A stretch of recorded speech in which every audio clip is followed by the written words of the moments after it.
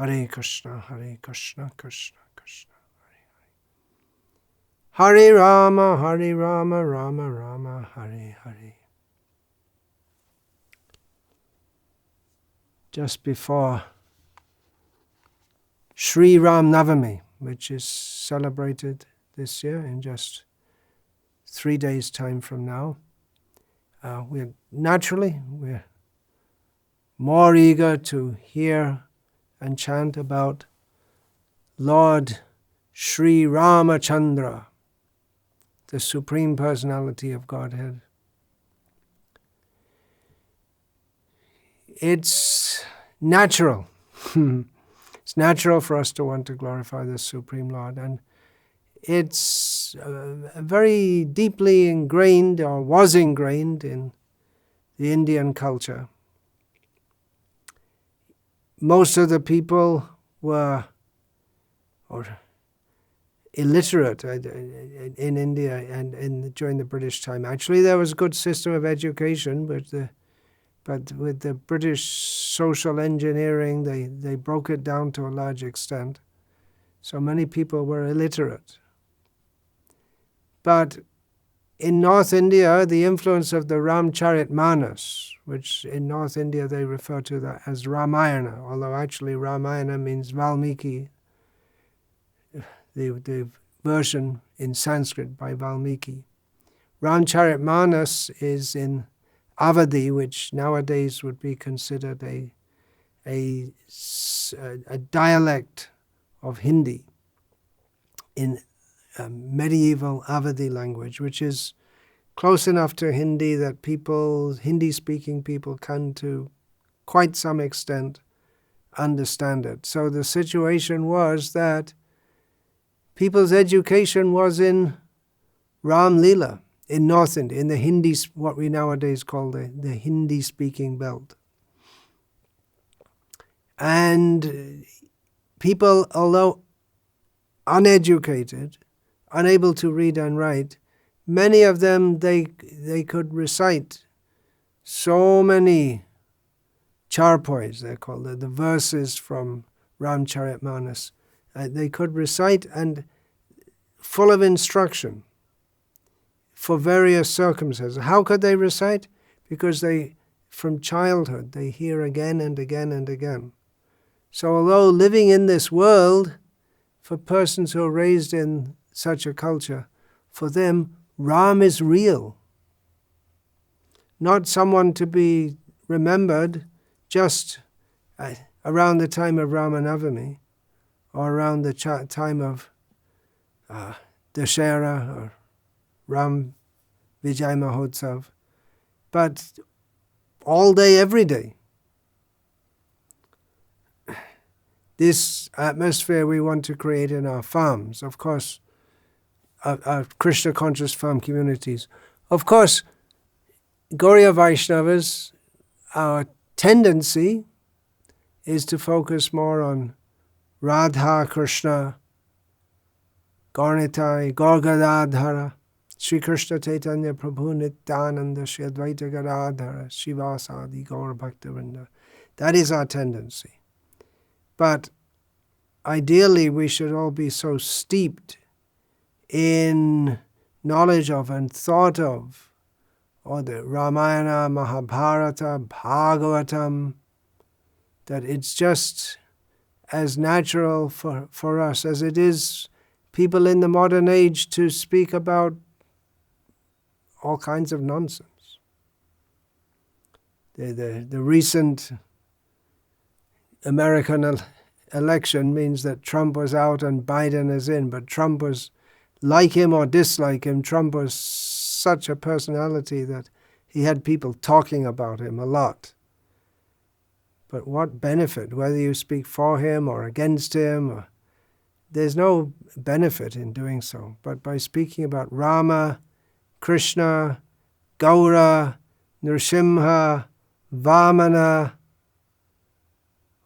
these avatars of the Lord, how much we're benefited. Just to think of them is purifying. Now this Ramayana What is the attraction of that? The story is fairly simple compared to Mahabharata, where there's many complex storylines. Ram Leela, it's pretty linear, in as much as there are different khandas, Balkanda, Ayodhya Khanda. It's just, it goes one after the other. Ram is born. Prior to Ram's birth, there's a description of the situation. Ram is born, he grows up, he's taken by Vishvamitra, he marries Sita, he's about to be crowned, and he's sent to the forest. He goes to the forest, and there are different adventures here and there, but the storyline is fairly straightforward. It's not difficult to follow. He goes to the forest, and he's supposed to go to Dandakaranyas, and then spends 10 years. First he's in Chitrakoot, and then nothing much. Nothing much happens until toward the end of the time they say, let's go to see Agastya. So they go to South India. They walk to South India. A long way to go, across the Vindhyas. And then Agastya sends them to Panchavati, no doubt thinking of the Janastan, the Kara, Dushana, Trisiras, the Rakshasas there to be killed. And then the action really starts to pick up a bit, with Ram single-handedly killing 14,000 Rakshasas, including, Kara, Dushan, Trishira, and then Shurpanaka's, that's all related. Shurpanaka's disfigurement, and then she goes back to Lanka. She complains to Ravana. Ravana gets Maricha to take the form of a deer. And there's lots of instruction. Even when Maricha, when he's instructing Ravana, he speaks a lot of praise of Rama, praise of Sita. It's backhanded praise, you could say, because he doesn't like Rama or Sita. And there's some good instruction from the worldly point of view. We find throughout Ramayana, even Maricha says to Ravana, you should be content with what you have and know your limits. And then the story unfolds. The deer is the ruse works, and then Sita is kidnapped, and then Ram is in distress looking for Sita, and they team up with the Vanaras, the monkeys, and the story goes on. Eventually they find Sita, they go to Lanka, there's a big battle, they kill Ravana, and they go back to Ayodhya. And the story, that's pretty much it, although we have the Uttarakhanda, which fills in all different missing bits and pieces here and there. So it's a fairly straightforward story.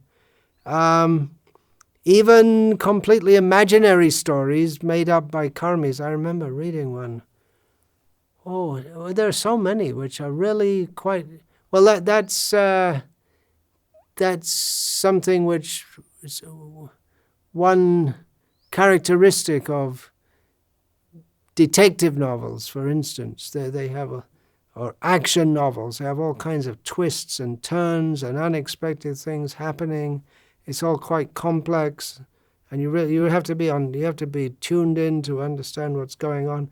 So from that point of view, the Ram Leela, it may not seem to be such an interesting story as many things that novels and this and that.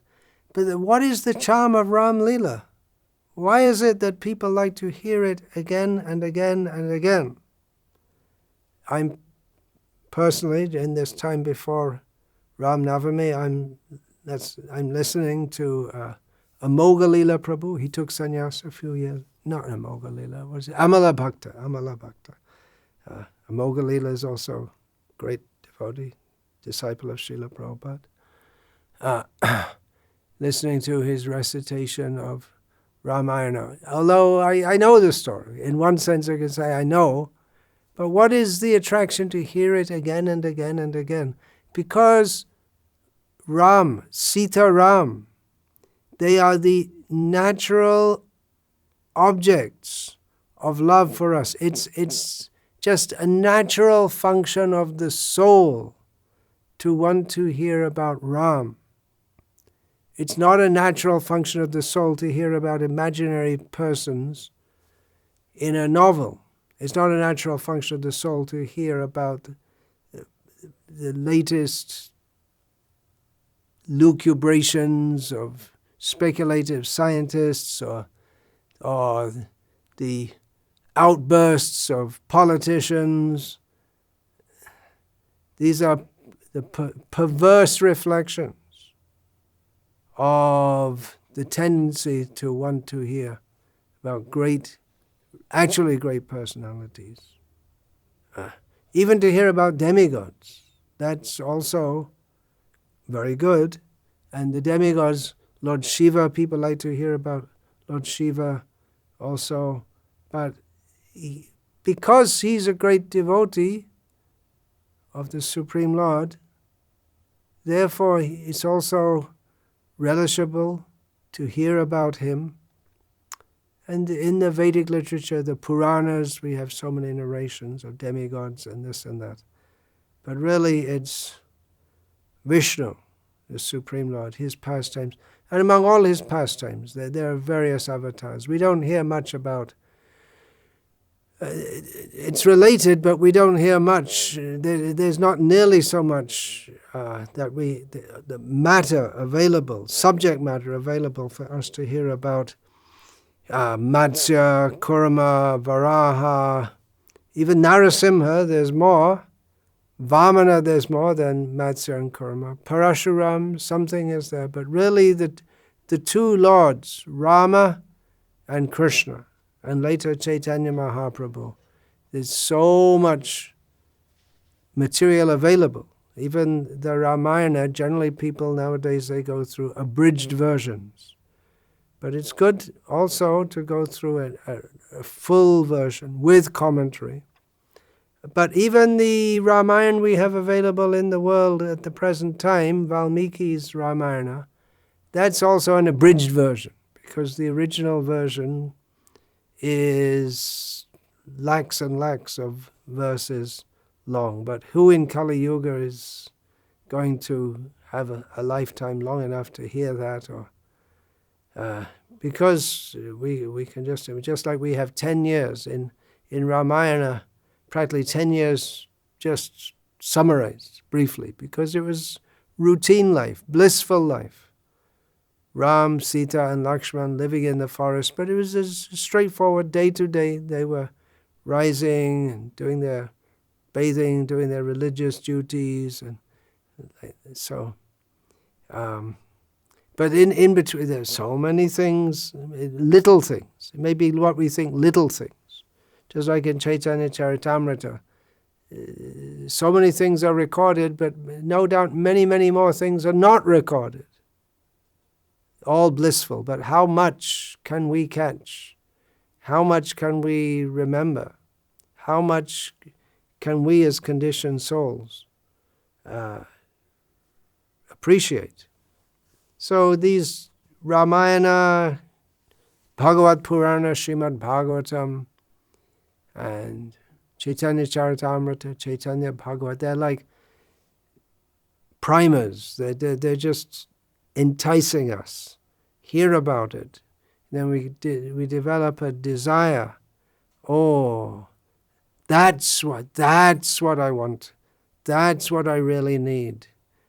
I let me live in such a way, absorbed in thoughts of Krishna, that I can go to Krishna. Then we live with Krishna. Then we go to live with Krishna. And then exactly hearing about Krishna, it's not exactly the same. Definitely in Krishna Leela, there's hearing about Krishna also. Therefore we have Gopi Gita, Venu Gita, the gopis, when they're not directly with Krishna, they're glorifying Krishna, they're remembering Krishna, they're reciting the pastimes of Krishna. So that's there also, but the details, so many little details, we have to be there and live and see and participate. And even we may not see everything, but then that will be discussed among the gopis. Krishna, little baby, is playing. Oh, did you hear about what Krishna did? Not everyone may see it, but they'll discuss among themselves. The ladies gossip.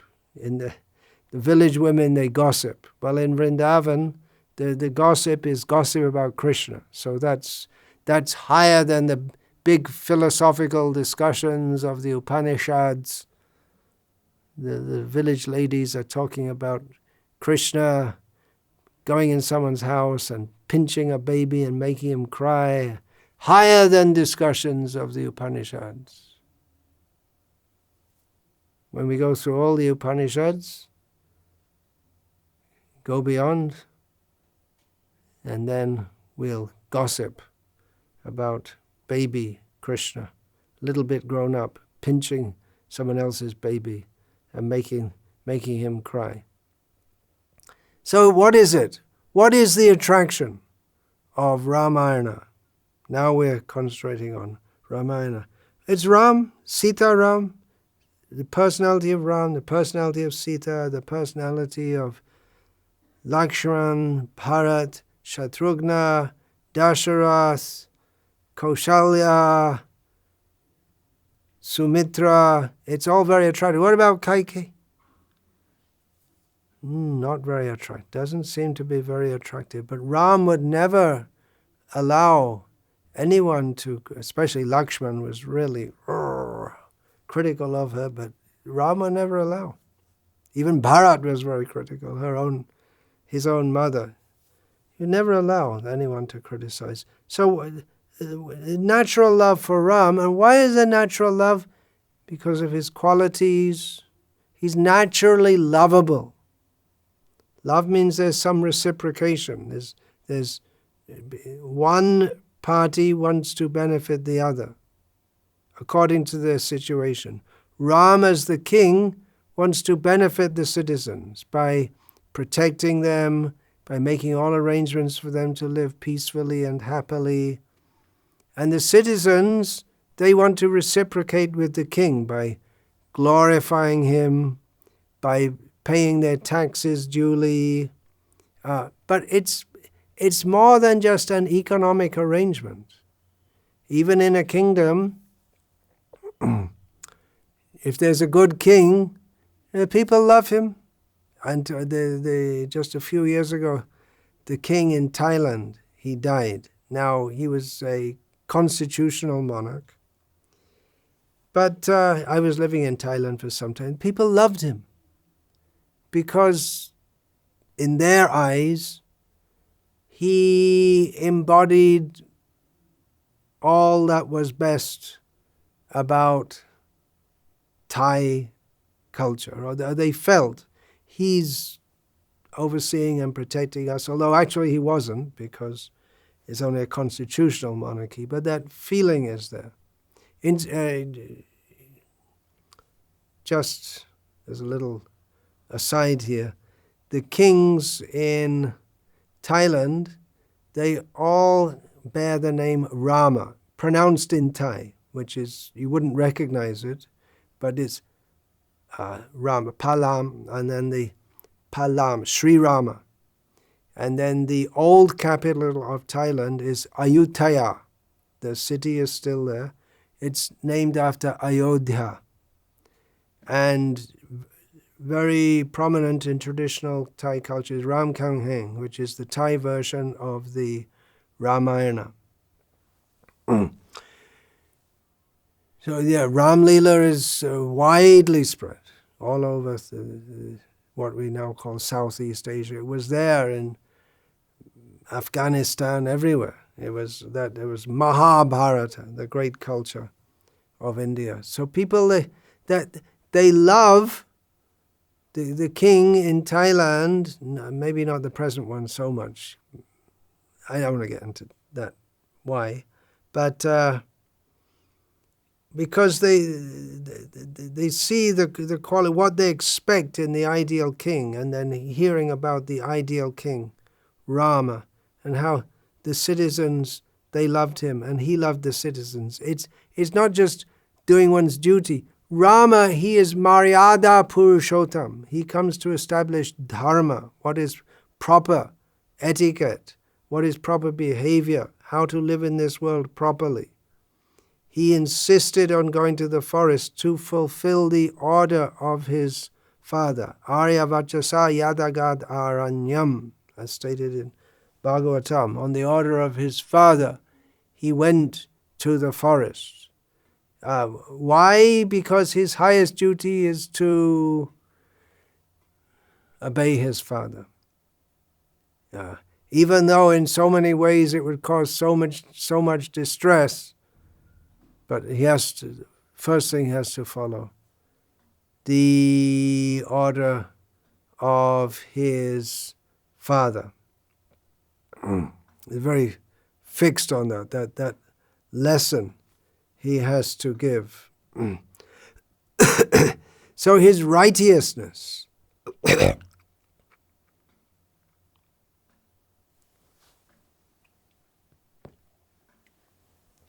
his adherence to dharma, taking the role of a human, showing the behavior of an ideal human in the kshatriya role, that all benefit comes by adhering to dharma. And everyone in their position, according to their position, we should adhere to dharma.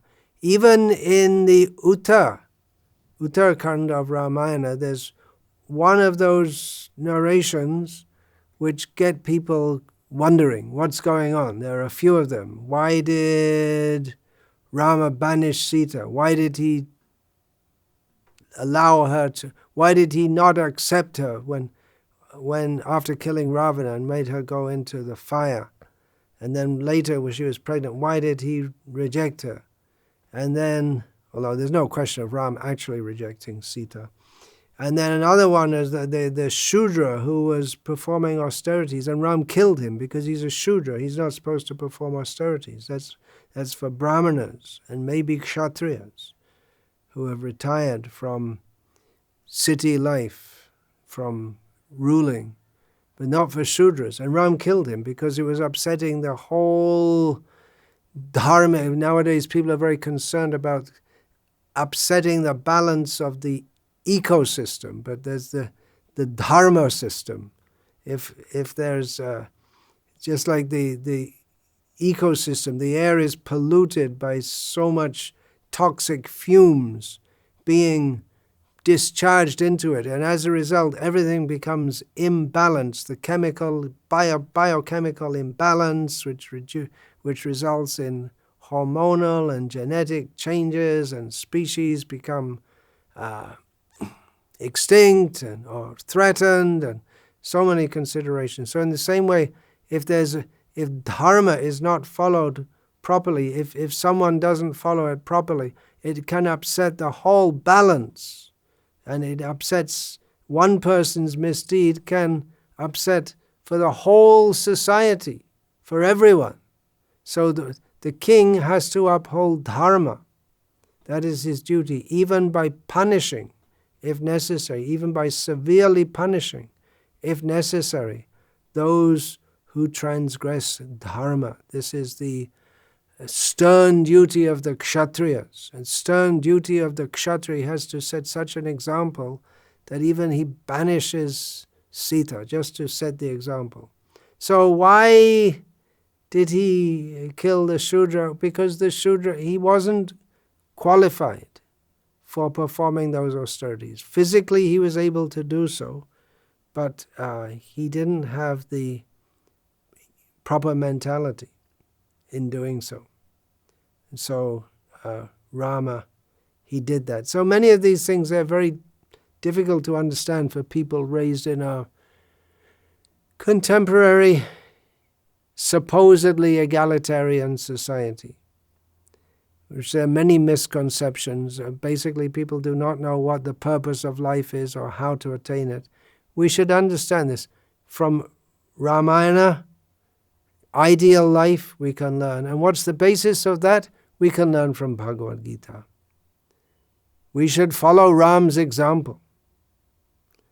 We worship Krishna, who is superficially, or actually you could say a thief, a liar, a cheat, a rake. We worship Krishna, but we should follow the example of Rama in our lives. So that's why for Gauriyas also, even to learn how to live in this world, it's important for us to understand Ram Leela, to see how committed we should be to following the rules and regulations of the Varnashram system with the faith that by doing so, that is pleasing to the Supreme Lord, that will maintain order in human society in a manner that everyone can ultimately be raised to the spiritual platform.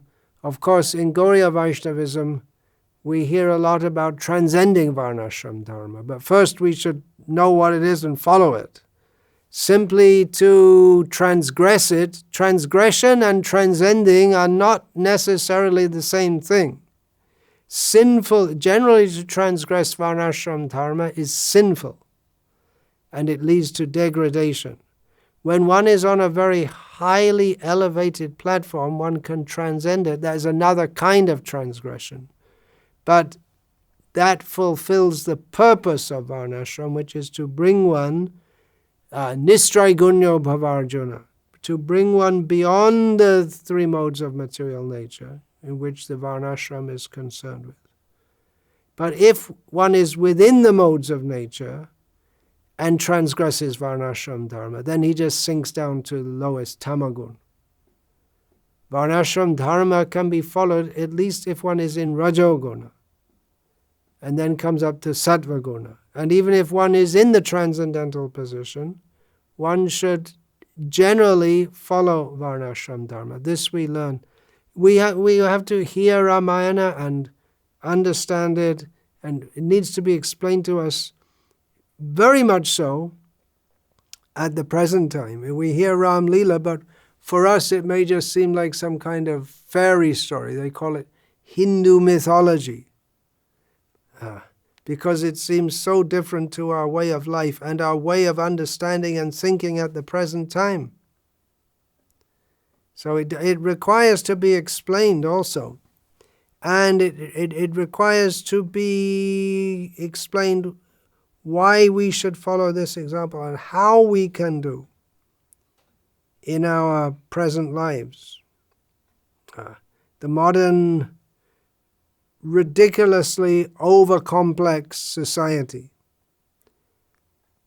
based for all its sophistication and high talk and high education, is based basically on controlled hedonism. Let everyone enjoy as much as they can. Making a society in which everyone's supposed to enjoy themselves. But it's such a long way away from this society based on duty. We see Rama. He's loved by the citizens because he lives for them. His foremost duty is to protect the cows, the brahmanas, the women, children, old men. That is his old people. Women are. So that is his duty. But he does it out of love also. And we find throughout Ramayana, we find that it's a very nice culture. It's based on love. We find in the ashrams of the rishis, the birds and the animals, they move around without any fear. Just because the rishis, they love all the animals and birds and everything. And the animals and birds can understand that and reciprocate with that. So it's a very nice culture. And so by hearing Ramayana repeatedly, and then naturally our love for Ram will start to arise, unless we're a demon, like Ravana. He heard about Rama, and he didn't think, oh, that's very nice. He thought, oh, that's very bad. He thought just the opposite. Or if you're a Jain, the Jains, they became so envious, they made their own Ramayana in which Ravana's the good guy and Ram's the bad guy. No, actually Ram, they say, Ravana's the main good guy, but then Lakshman kills Ravana, and Lakshman goes to hell, and Ram becomes self-realized, according to their understanding. Complete distortion. And they say, well, we don't believe. See, these Hindus, they're all sentimentalists, and they invented so many stories in Ram Leela. We don't believe in all that.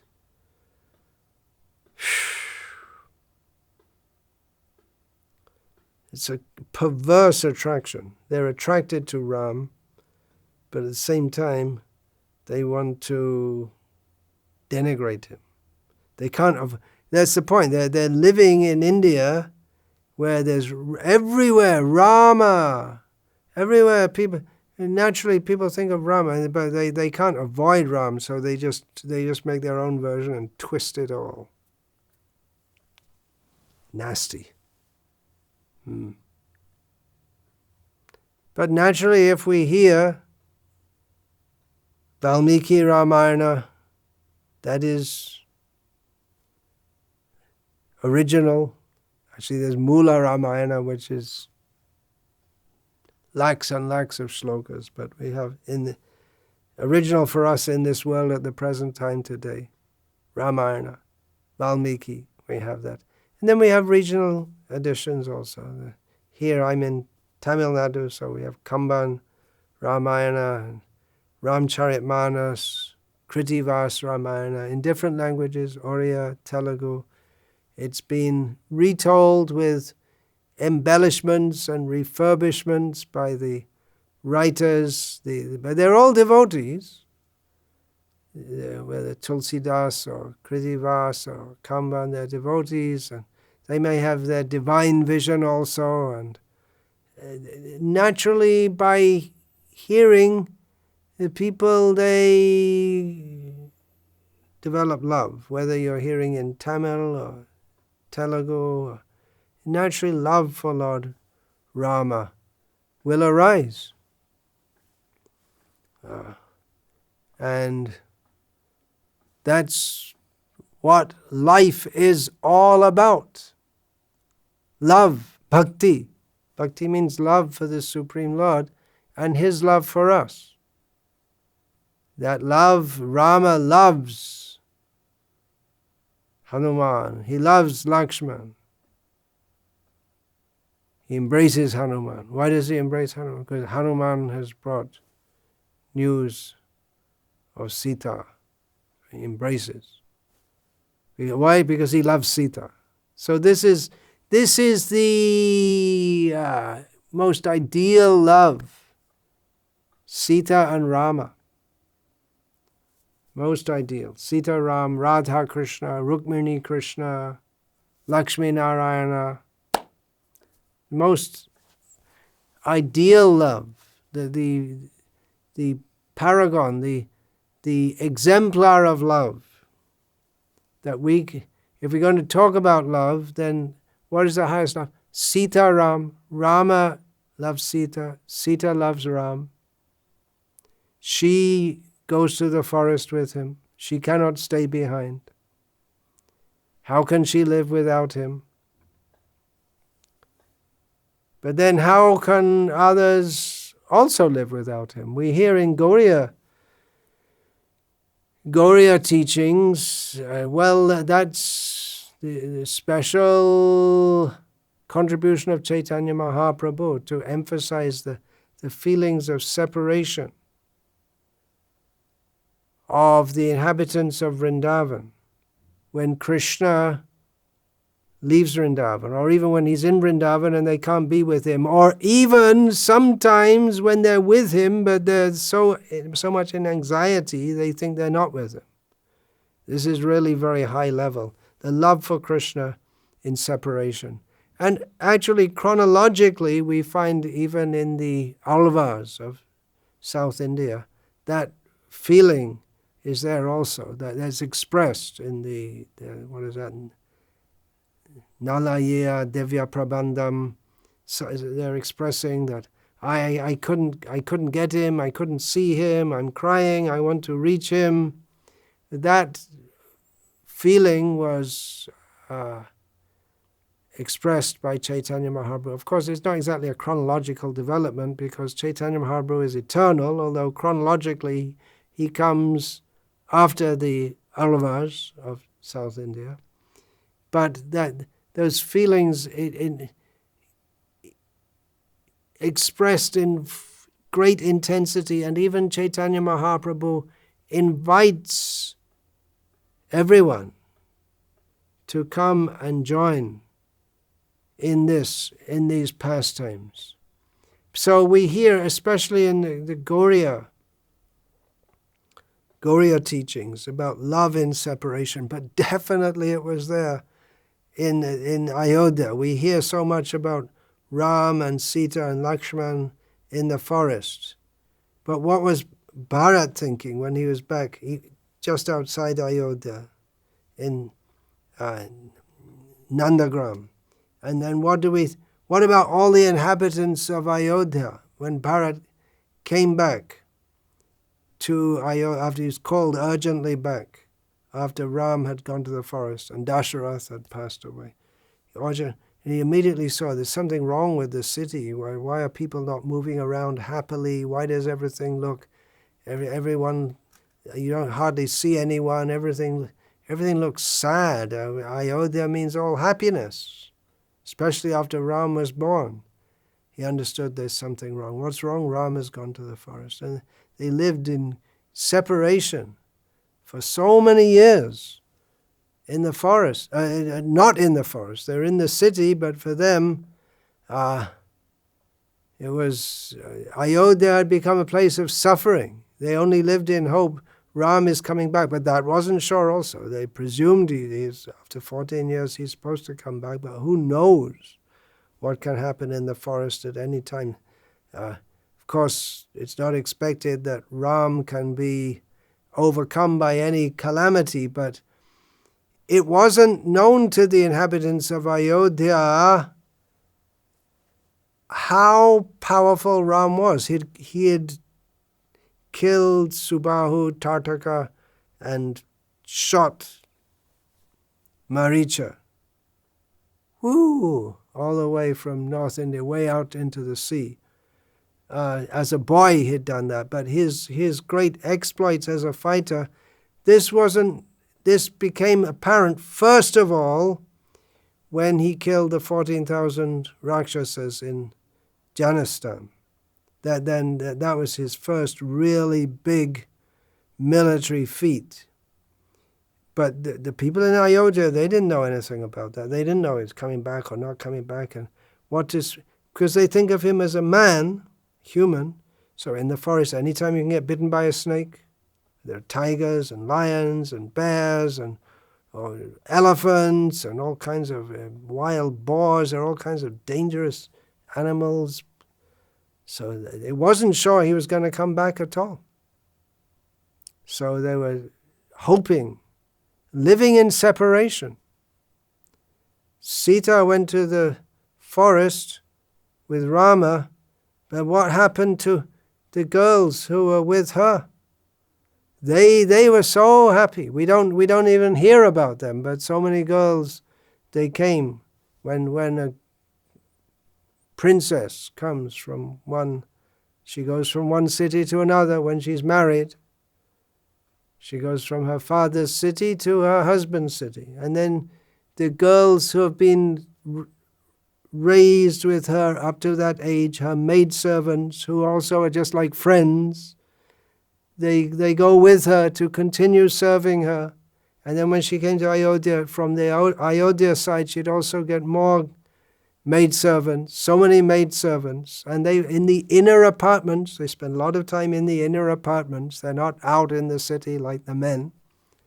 So they spent a lot of time there. They'd be together. And how much, that was a very happy life for them. They're with Sita.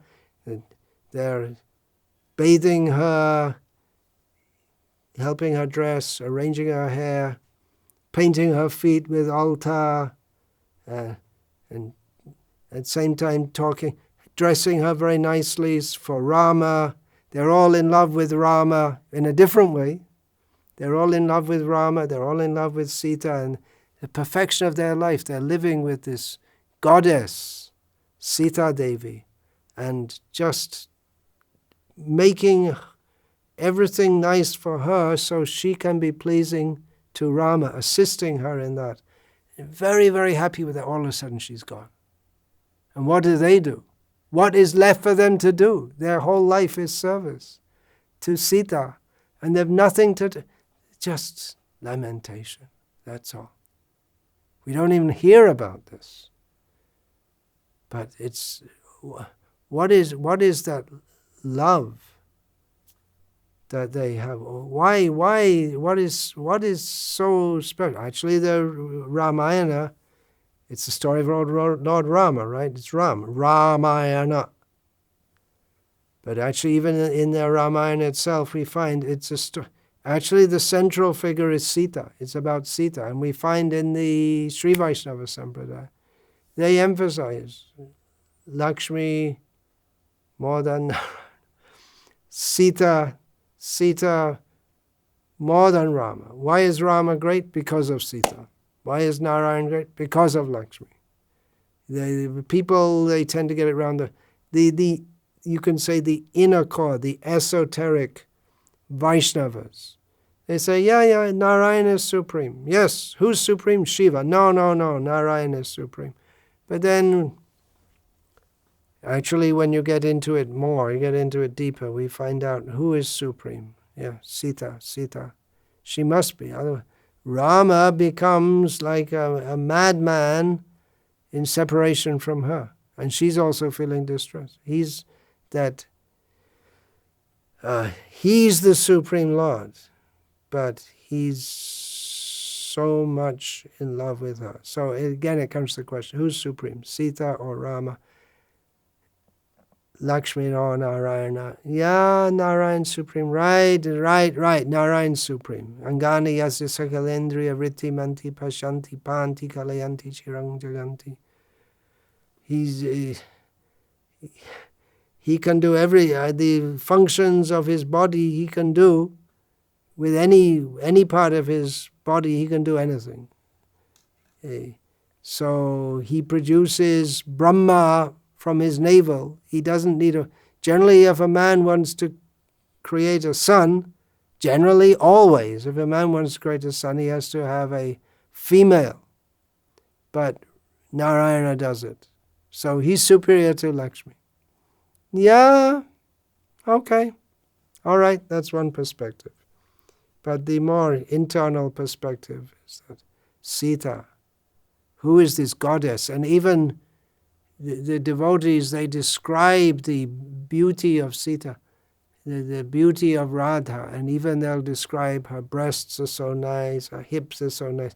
But actually these things are not to be discussed by materialistic people. But devotees, they don't take it in a lusty way. That's for Ravana. They want to lust after Sita and then be destroyed. But the devotees see she's the mother, and they describe her beauty. She's a goddess. We describe the beauty and try to paint the picture of Sita. How beautiful. And we can try to paint, we can try to describe, but there's no description actually.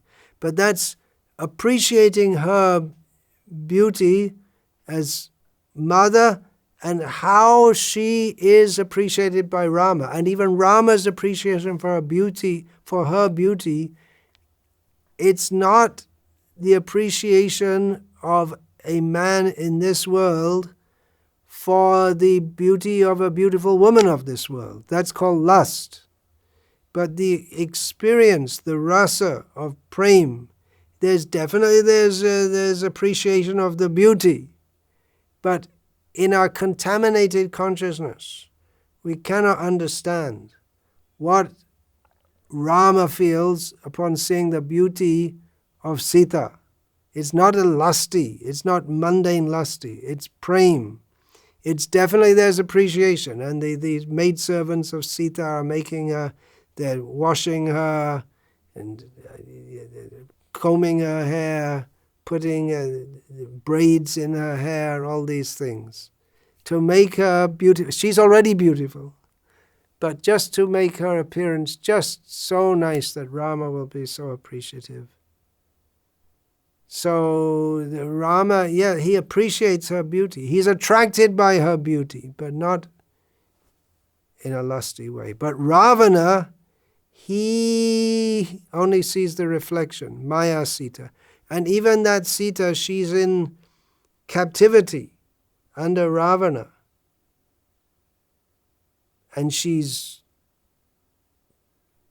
not bathing, in a very sullen, completely despondent attitude, not eating, so very thin, but still she's so beautiful that Ravana is captivated by her beauty and wants to enjoy it, even in such a condition. So this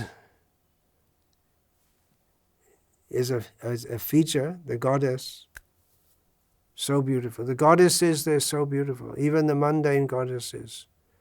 We can't imagine. We say that Radha is so beautiful, so much more beautiful than any Durga, Saraswati, but even Parvati. Generally we don't. Parvati, so beautiful.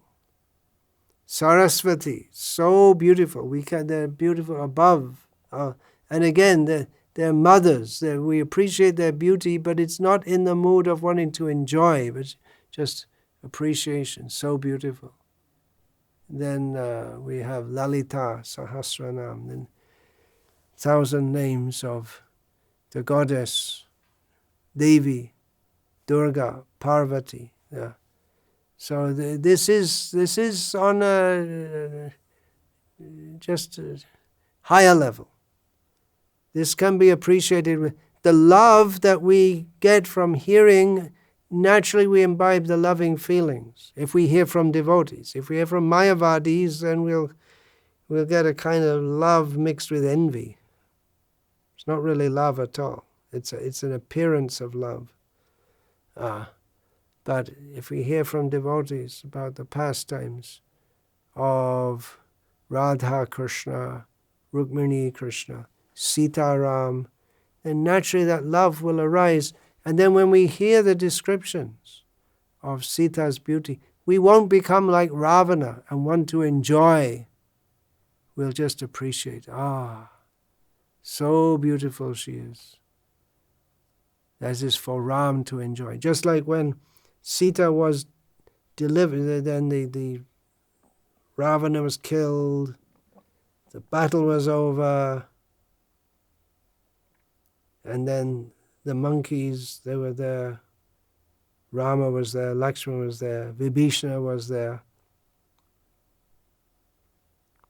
and Sita came. And they all wanted to see Sita. Why did they want to see Sita? Generally, you don't.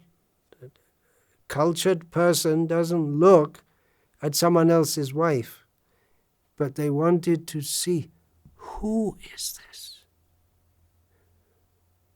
Who is this for whom Rama, who is the abode of all good qualities, of the power that can destroy all the universes and can create all the universes, who is this person for whom Rama is completely absorbed? Who is this person? What does she look like? What are her qualities? It's just that Rama, all of those, with the exception of Lakshman, whoever was with Rama fighting in Lanka, they were all new to Rama. They'd all met him recently, but immediately they were so attracted by his qualities that they were ready to give their life for him. They're completely absorbed in love of him. They can understand what a personality. But then, who is this? Who is this woman who can be the wife of this Rama? And he's so wrapped in love for her, he won't accept any other wife. So they wanted to see, but not out of lusty feeling. There's no question there. But simply, they want to see how beautiful she is. So we can actually appreciate the beauty of Sita, Radha, Rukmini, Lakshmi, Parvati, Saraswati, when we don't want to enjoy, when we don't have a motive to this very highly perverse attitude to want to enjoy them. What is that? That's incest, isn't it? We want to enjoy any woman of this world. Actually, all the women are meant for Krishna. They're all our mothers. Of course, it's said. It's said that one should see matrivat paradareshu. One should see all women as mothers. The wives of others we should see as mothers. That we should see. One's own wife one should see as a wife, not as a mother. But if we understand intrinsically, every living being is meant to be enjoyed by Krishna. We have no propriety over anyone. So the desire to enjoy in this world, it is perverse.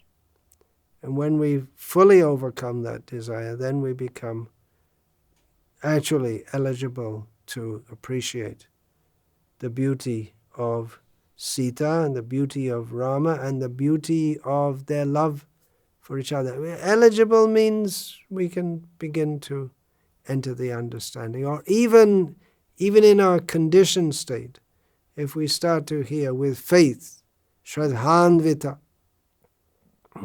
even in our conditioned state, if we hear with faith, then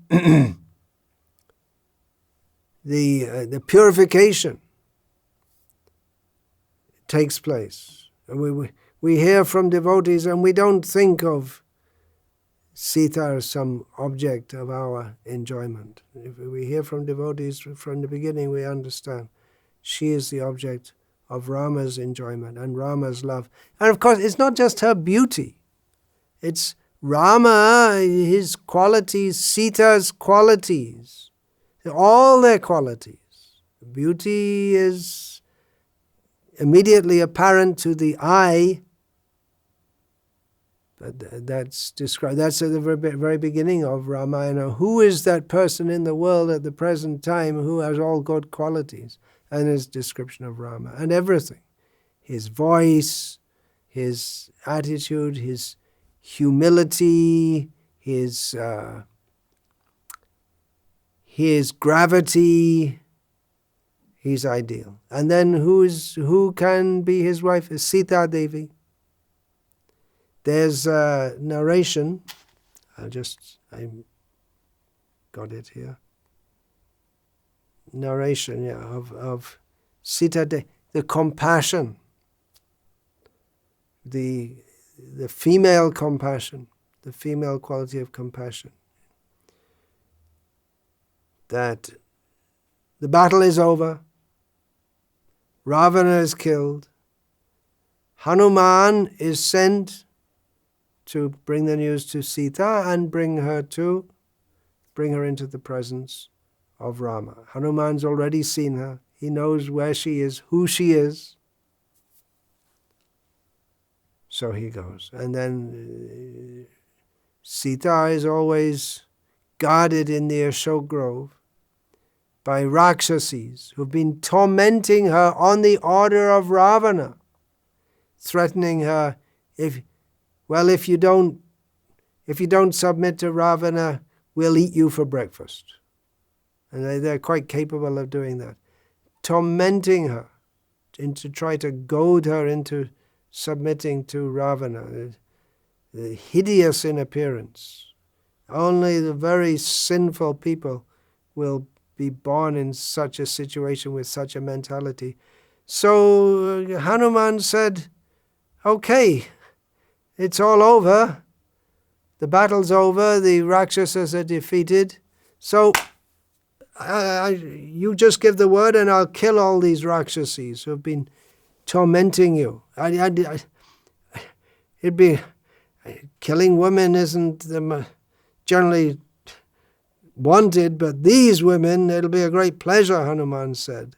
All the suffering that they've caused to you. You just give the word, I'll just finish them off now. The Rakshasas, now it's their turn to be afraid. But Sita, she said, no, they're just simple, foolish servants who had to carry out the orders of the king. They're also following their dharma. They are following the orders of the king, what they did to me. And whatever I suffered was due to my past misdeeds. Sita never did any past misdeeds. But that's the quality of a great person. They think like that. And these Rakshasas, they just acted as instruments in the hands of destiny. She was saying, I had to suffer this. So they were just instrumental in this. And then she spoke, Hanuman, maybe you've heard, because maybe you've heard, these are the kind of things that people hear in Vedic culture. Maybe you heard these words that were spoken by a bear. Napara papam adate paresham papakarmanam samayo rakshitavyastu santas charitra bhushanaha. A great person never takes into account the offenses that are committed against him. Indeed, he vows that at all costs he will not return evil with evil.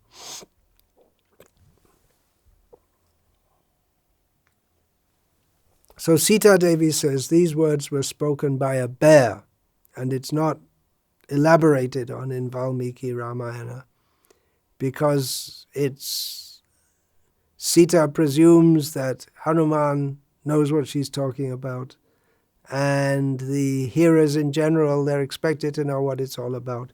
If we don't know what it's about, it is narrated elsewhere in the Vedic, in the broad corpus of what we call Vedic literature. So once upon a time, there was a hunter in the forest. He went hunting in the forest, but he got hunted himself by a tiger. So he was being chased by a tiger, and he saw a tree he could climb up, so he quickly climbed up the tree, big tree. And then he climbed up and he saw there was a bear lying on it was a big tree, so a bear was lying on the branches. And the tiger said to the bear, you see, this hunter is our common enemy. Now I'm hunting the tiger. I got behind him, but if he had got me in he could have got me in such a situation that from behind a tree he would have shot me if I hadn't seen him. So he's our common enemy. He can hunt and kill you also. Therefore, you just push him out of the tree and I'll eat him and then we'll both be benefited. And the bear said, well, the hunter has taken shelter of my home, and therefore I won't do any harm to him. To act in such a way would be most wrong, against dharma. And then the bear just went to sleep on the branch. Just, okay, he's come to my home, so I'll protect him. Then the tiger said to the hunter, hey, look, the bear's asleep. You can just push the bear out of the tree so he can fall down, and then I'll kill and eat the bear, and then I won't be hungry to eat you. So then I won't harm you, I promise. In this way, you'll be benefited and I'll be benefited. The tiger first said to the bear, push out the hunter so I can get my meal. You'll be benefited and I'll be benefited. So again, he's saying to the hunter, now you push out the bear. You'll be benefited and I'll be benefited.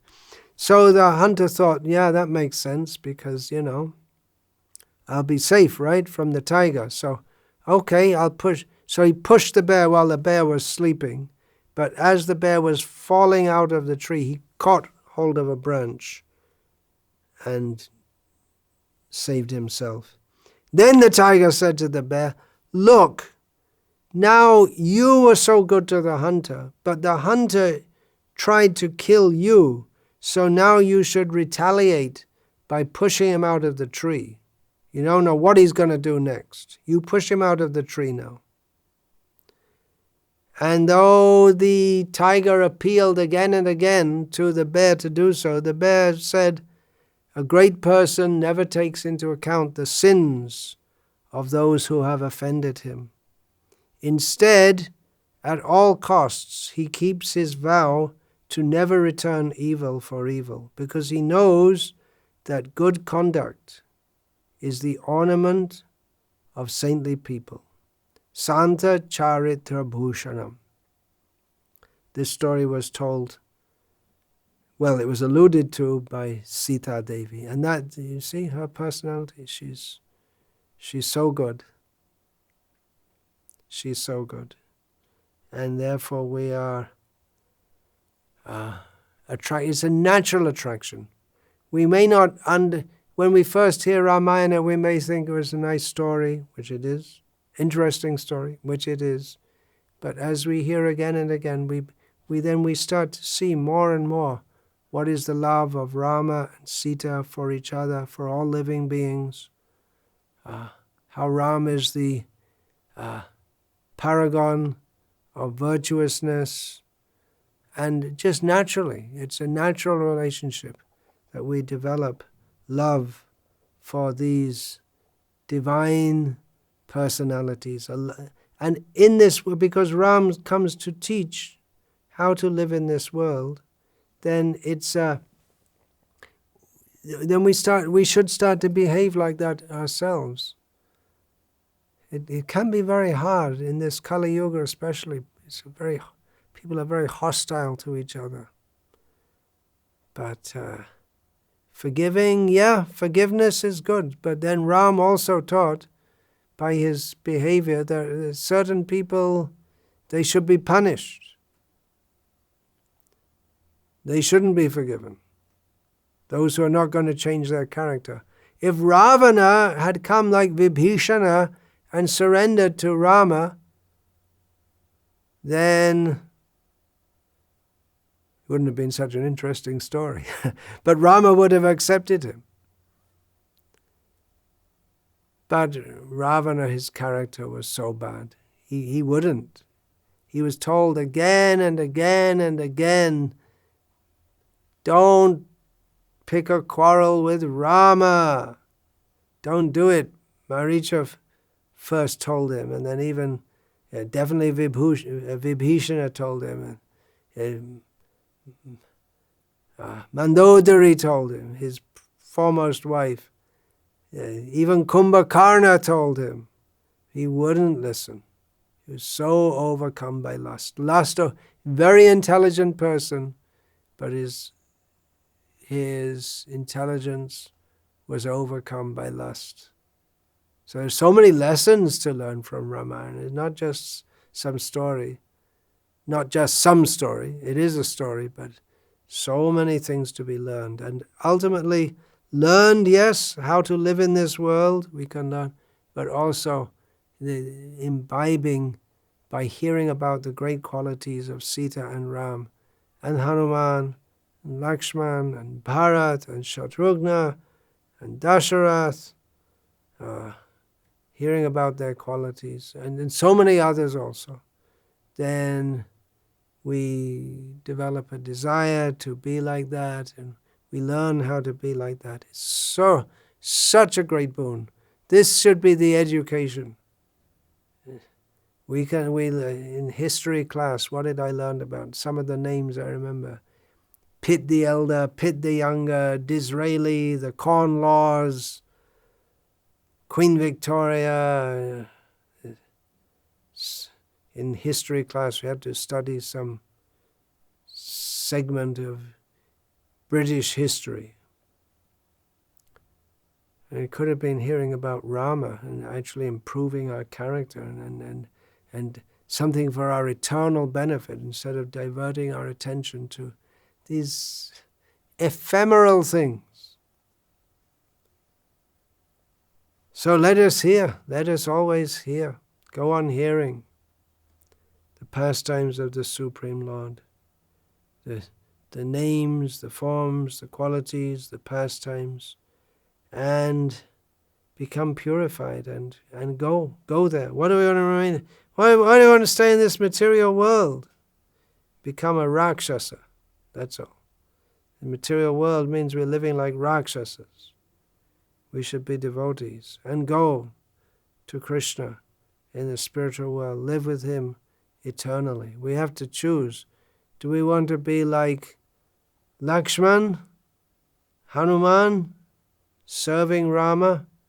Or we want to be like Ravana, wanting to enjoy beautiful women of this world, or the beautiful women dress themselves up to try to imitate Sita or whatever. Of course, it's auspicious in Vedic culture for women to dress themselves nicely on auspicious occasions.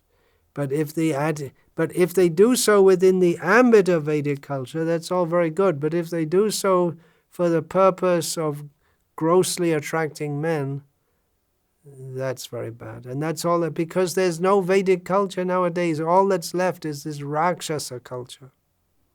How can we expect any goodness in the world? For all the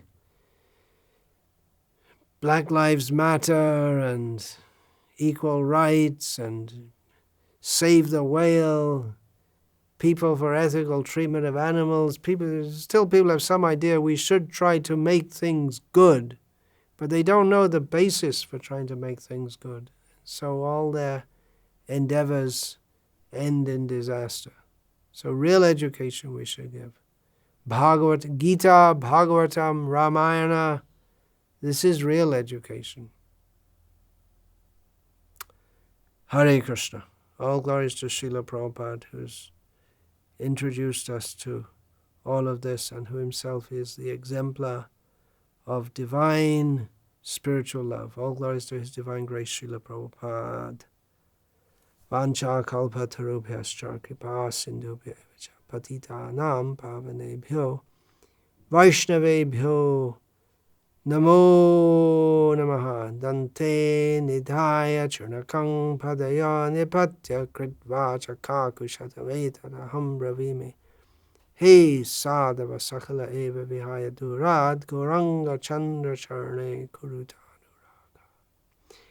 Parivadatu Jano Yata Tata Va Nano Mukharo Navayam Vicharyamaha Hari Rasa Madira Madati Mata Bhuvi Vilutama Nartama Nirvishama.